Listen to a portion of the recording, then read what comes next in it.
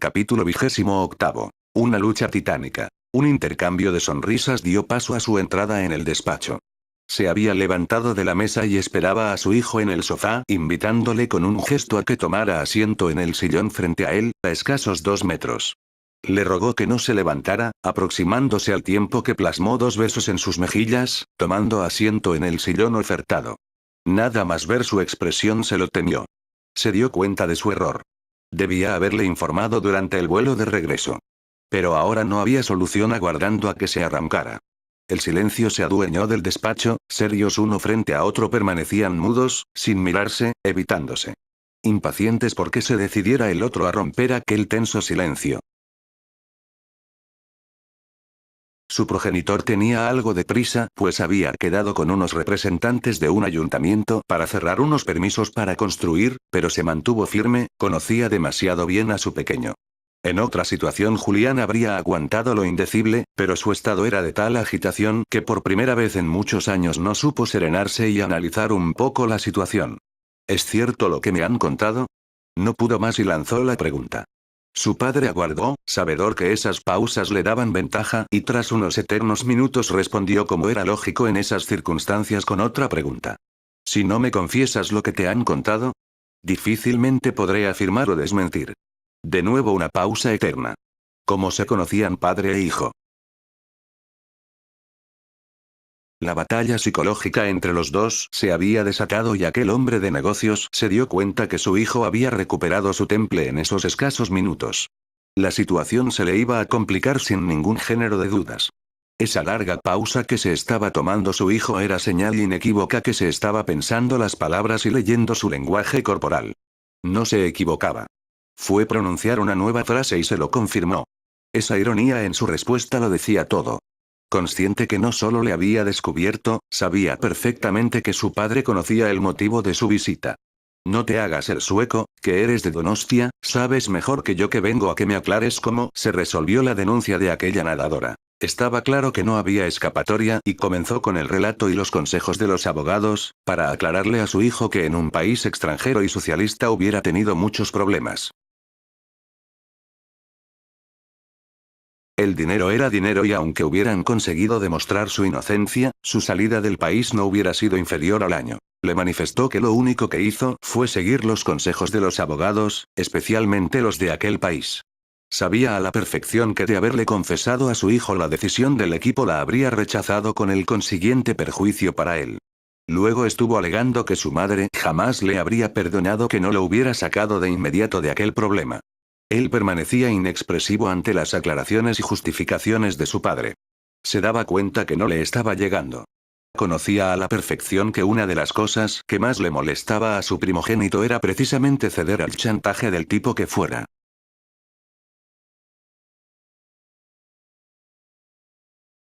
Odiaba los medios empleados por ETA, y detestaba a esas personas que se aprovechaban de su poder, del tipo que fuera para amedrentar a la gente, y su padre había caído en esa trampa. Hubiera preferido ser condenado en aquel país del este antes de satisfacer a esa familia de degenerados. Se levantó del sillón, le tendió la mano y al ver que éste trataba de abrazarlo, se dio media vuelta y sin pronunciar palabra, obviando las reiteradas llamadas de su padre abandonó el despacho. Fue directo a casa, dejó el coche sin que se enterara, ni su madre ni su hermana y dejó una carta escrita que se la dio a la sirvienta que le apreciaba tanto rogando que se la entregara a su familia cuando estuviesen todos reunidos.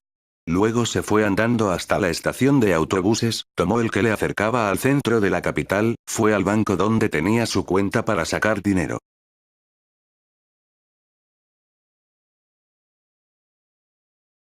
En metro fue a la estación de Atocha y sacó el primer billete para Donostia. Estaba sin trabajo, el tercer curso se había iniciado, pero económicamente estaba en buena posición. No en balde la cantidad de dinero que le otorgó el Consejo Nacional de Deportes por su medalla y los anuncios que protagonizó con su compañero de equipo le había permitido reunir un buen pellizco. Luego llevaba años trabajando e invirtiendo ese dinero. Su primer impulso fue ir a Francia e instalarse en la casita que tenía cerca del acantilado, pero precisaba terminar la carrera y de haber partido a Francia posiblemente la abandonaría y su sueño estaba en convertirse en un educador, en un maestro como le gustaba decir a él. Luego tenía una nueva obsesión: desenmascarar a esa familia para que ningún otro pardillo como él sufriera sus subterráneas artes para sacar dinero a costa de los ingenuos.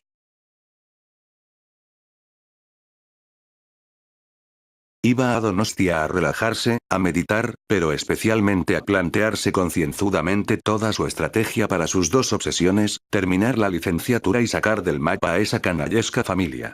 Al palacete no podía ir, había renunciado a toda ayuda de su familia y ahora se enfrentaría a la vida sin el apoyo de papá. Llamó a su compañero de equipo en la clase Star con el que compartió y ganó la medalla de oro. Fue su esposa, Sara, amiga de él, quien no consintió que se fuera a una fonda. Le invitó a su casa. Vivía a las afueras de Donostia y tenía dos chalets, uno junto al otro. En uno vivían ellos, el otro lo utilizaban los padres de su esposo muy de vez en cuando. Podía quedarse en él cuanto tiempo precisara. Tenía en mente vengarse de aquel matrimonio y su hija. Si algo le fastidiaba por encima de todo era precisamente esa gente sin escrúpulos. La batalla iba a ser larga. Pero era de esas personas que se fijaba una meta y no paraba hasta lograrla. Durante esa mitad de septiembre y mitad de octubre se mantuvo en Donostia. Transcurrido ese mes, se percató que no podía perder más tiempo, decidiendo regresar a la capital. Las 2 primeras semanas las dedicó exclusivamente a relajarse, a no pensar en nada y a olvidarse de todo, absolutamente de todo. Como le informaron que sus padres lo buscaban, incluso con agentes de una importante empresa de detectives, telefoneó a casa. Pero solo habló con el servicio, dispuesto a que en el momento que alguno de sus familiares lo cogiera para hablar colgaría. Consciente que se derrumbaría. Sabía muy bien que sus padres no se merecían su plante, pero era algo superior a él. El servicio le notificó lo afectados que estaban, principalmente su padre. La segunda vez que contactó se tranquilizó, aunque disgustados sabían que estaba bien y eso en parte les bastaba. Un viernes, la cuarta vez que llamaba en esas 2 últimas semanas de estancia en Donostia, telefoneó directamente a su padre, en la oficina. La conversación fue serena, emotiva, con una gran carga afectiva y de perdones mutuos. Finalizó la conversación diciendo: «Dile a mamá que estoy perfectamente. Darme un poco de tiempo, lo necesito. No hace falta que te cuente por lo que he pasado y estoy pasando. Espero que sepas perdonarme, pero de momento seguiré luchando solo». No le dio tiempo a más, con lágrimas en los ojos aquel duro ejecutivo colgó el teléfono. Era de esos momentos que se lamentaba haberle educado de esa forma. Pero luego, reflexionando, se alegraba que fuera un luchador. Convencido que triunfaría en la vida, pero sobre todo le había permitido sobrevivir a todo lo que había y estaba pasando. Otro se hubiera hundido por completo, entregándose a la vida fácil, pues tenía todas las facilidades. Durante la última semana se perdió 3 días por la capital. Debía resolver su vivienda, encontrar algún trabajo, pero especialmente hablar con el profesorado para asegurar que en noviembre reemprendía sus estudios. Solicitó apuntes y trabajos y conversó con el director, quien le dio todo tipo de facilidades. Por nada perdería a un elemento como aquel muchacho. Su profesor de natación le pidió formar parte del equipo técnico del club junto a Teresa, pues cuando tuvo toda la movida y le despidieron ella en compañía de Rogelio, dejaron el club y ficharon en el suyo. Conocedor de los valores de esos profesionales, los contrató. Aquello fue una grata noticia. Intentó verse con ella, pero había abandonado la capital durante una semana para asistir a un simposio sobre natación de bebés y no pudo contactar. Tuvo la oportunidad de contratar en una agencia de detectives y solicitó la mayor información sobre aquella indeseable familia. Sin duda andarían calladitos. La noticia de la denuncia y posterior retirada de la misma salió en toda la prensa, obligándoles a estar ausentes y tranquilos durante una temporada. Resueltos los aspectos, que fue a solucionar a la capital. Pues la segunda, la vivienda, el director del INEF le proporcionó una plaza en la residencia del instituto. Aceptó en un principio. Pero no le hacía mucha gracia. Era una persona solitaria y convivir con todos los compañeros del instituto, después de las horas en las clases, no le atraía. Pero era la única posibilidad si quería incorporarse el lunes a clase. Tal vez instalado buscaría otra alternativa. Sara se entristeció cuando su amigo le confesó su regreso a la capital. Ese mes en casa había disfrutado de su compañía. Era un amigo sin igual. La tarde estaba cayendo, era festivo, 1 de noviembre, cuando se sorprendió al ver a su madre en la puerta de la residencia. Sin duda se había enterado y esperaba poderle dar un abrazo. Con lágrimas en los ojos, madre e hijo se fundieron en un prolongado abrazo. No pronunciaron ni una sola palabra. Se miraban, sonreían, lloraban, volvían a abrazarse. Por fin, tras unos escasos 10 minutos, besó a su hijo y llorando se subió al coche por la puerta que el chofer mantenía abierta para la señora, abandonando la residencia. Él se mordió los labios, hizo de tripas corazón y fue directo a conocer su habitación en la residencia. Cuando a la siguiente tarde Julián se acercó al club para iniciar su trabajo, fue sorprendido por Teresa, que se lanzaba a sus brazos mientras se lo comía materialmente a besos. Había hablado con su patrón. Mano a mano llevarían la natación de bebés por igual. Si era necesario le bajaban su sueldo para equipararlos. Pero aquel profesional de la natación sabía muy bien a quién contrataba y los beneficios que en escaso tiempo le iba a proporcionar esa pareja de profesionales.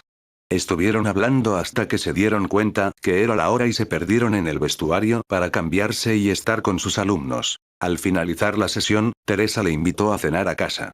Se había comprado un pisito próximo a la piscina, independizándose de sus padres. Al preguntarle si estaba en pareja replicó: espero que a partir de ahora sí, porque vas a dejar a tus padres y te vienes a vivir conmigo. Sonrió sin darle importancia a lo que su compañera de trabajo le decía. Pero luego en la cena, cuando se enteró que había roto con sus padres y estaba en la residencia, no le dejó abandonar el piso. Era amplio, disponía de 4 habitaciones, ocupando 2 ella. Una como dormitorio y la otra como despacho. Ofertando a su amigo las otras 2. Bastaba con que se las amueblara como más le gustase y le ayudara a pagar la hipoteca imponiéndole un alquiler. Conocía muy bien a su compañero y si deseaba tenerlo, la única posibilidad que albergaba era hacerle un trato como el ofertado. No era un mal trato, se entendían a las 1000 maravillas y siempre estaban a tiempo para volverse atrás. Lo conocía bien y aprovechó la ocasión para que durante esa velada aceptara. Esa noche dormiría en el salón y al día siguiente desmontaba todo lo que tenía en la residencia y lo llevaba a su casa, a la casa que compartirían. Teresa impartía clases en un instituto cercano. Se había presentado a las oposiciones y las había aprobado. Dando la asignatura de educación física, en BUP. Como tenía todo el día clase en el INEF y luego debía acudir a la piscina, su amiga se encargó de organizar cuarto y despacho de su inquilino. Tenerlo fue una bendición. Al igual que él era una persona solitaria, hablaba poco. Se decían mucho sin palabras, respetaban los espacios del otro y aquel hogar parecía que lo habitaban 2 hermanos que se llevaban de maravilla.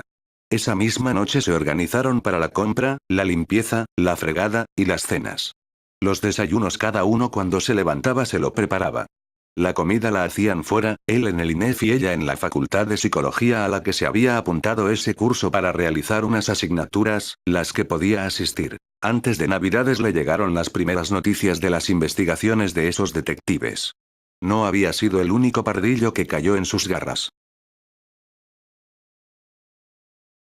Sí, el primero en la península, pero en las Islas Canarias el matrimonio extorsionó al menos a 10 empresarios. De inmediato les rogó que tratasen de ponerse en contacto con ellos. Deseaba toda la información posible de cómo los engañó y cómo fue todo el proceso.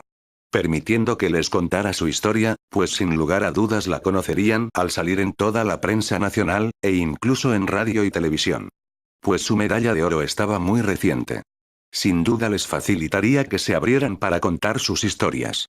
Rogó que les transmitiera que sus intenciones era reunirlos para escarmentar, pero especialmente evitar que esos delincuentes siguieran viviendo a cuerpo de rey a costa de personas decentes. Una semana antes de Navidad telefoneó a casa para pedir permiso y acercarse el día de Navidad.